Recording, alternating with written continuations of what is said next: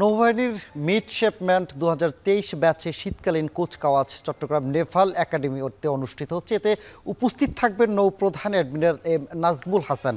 এ নিয়ে বিস্তারিত জানাতে চট্টগ্রাম নেভাল একাডেমি থেকে যুক্ত হচ্ছেন সহকর্মী শোয়েব রহমান। শোয়েব, জানাবেন যে কুচকাওয়াজ আনুষ্ঠানিকতা কখন নাগাদ শুরু হবে এবং কি কি আয়োজন থাকছে সেখানে?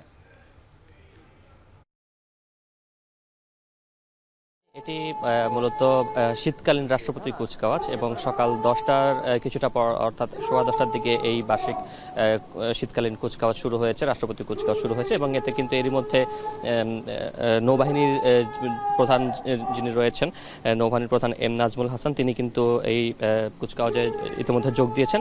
এবং এটি 2023 এই ব্যাচের যে 3 বছরের যে প্রশিক্ষণ, সেই প্রশিক্ষণ শেষে এই রাষ্ট্রপতি কুচকাওয়াজ অনুষ্ঠিত হচ্ছে। এবং এই কুচকাওয়াজে কিন্তু 2 জন নারী সহ 31 জন মিডশিপম্যান তারা সাব লেফটেন্যান্ট পদে কমিশন লাভ করছেন। এবং এই কুচকাওয়াজে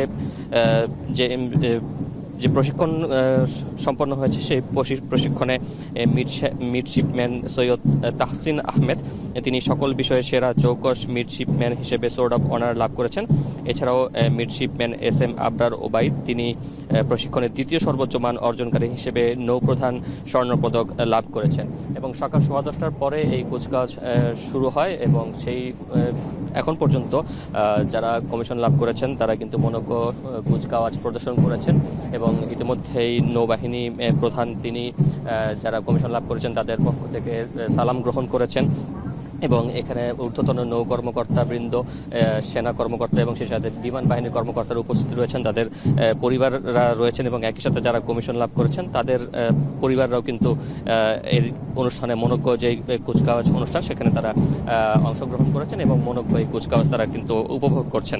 এবং আপনি একটু জানিয়ে রাখতে চাই যে বাংলাদেশ নৌবাহিনী 1971 সালে স্বাধীনতা যুদ্ধের মধ্য দিয়ে কিন্তু তাদের যাত্রা শুরু হয়। এবং সেই সময়টাতে পদ্মা ও পলাশ এই দুটি গানবোটের মধ্য দিয়ে কিন্তু তারা তাদের যে কার্যক্রম সেই কার্যক্রম শুরু করে। এবং এরপরে কালের বিবর্তনে বাংলাদেশ নৌবাহিনী কিন্তু একটি আধুনিক বাহিনী হিসেবে গড়ে উঠেছে। এবং সেই আধুনিক বাহিনীকে ত্রিমাত্রিক একটি বাহিনী হিসেবে গড়ে তোলার জন্য কিন্তু সরকারের পক্ষ থেকে নানান উদ্যোগ গ্রহণ করা হয়েছে। এবং বর্তমানে বাংলাদেশ নৌবাহিনী একটি স্বয়ংসম্পূর্ণ বাহিনী হিসেবে কিন্তু বাংলাদেশের বিভিন্ন স্থানে তাদের যে দায়িত্ব সেই দায়িত্ব তারা কিন্তু পালন করে আসছেন। এবং একটু জানিয়ে রাখি যে 2012 সালে বাংলাদেশ মিয়ানমারের সাথে সমুদ্র সীমা জয়লাভ করে এবং 2014 সালে ভারতের সাথে সমুদ্র সীমা জয়লাভ করে। এবং এই দুটি দেশের সাথে সমুদ্র সীমা জয়ের পরে কিন্তু বাংলাদেশের যে সমুদ্র সীমা সেটির মোট সীমানা কিন্তু দাঁড়ায় 1,18,813 বর্গ কিলোমিটার। এই যে বিপুল পরিমাণ বাংলাদেশের সমুদ্র সীমা রয়েছে, সেই সমুদ্র সীমার কিন্তু যে অখণ্ডতা এবং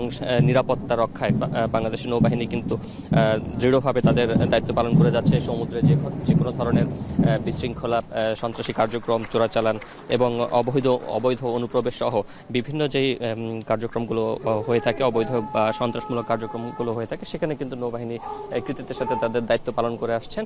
এবং সেই আজকে যারা কমিশন লাভ করলেন তাদেরকে কিন্তু এই দায়িত্ব পালনে আরও দৃঢ়ভাবে কাজ করার জন্য নৌবাহিনীর প্রধান তিনি হয়তো বক্তব্য দেবেন এবং তাদেরকে সেই বিষয়ে দিক নির্দেশনা প্রদান করবেন। সানি।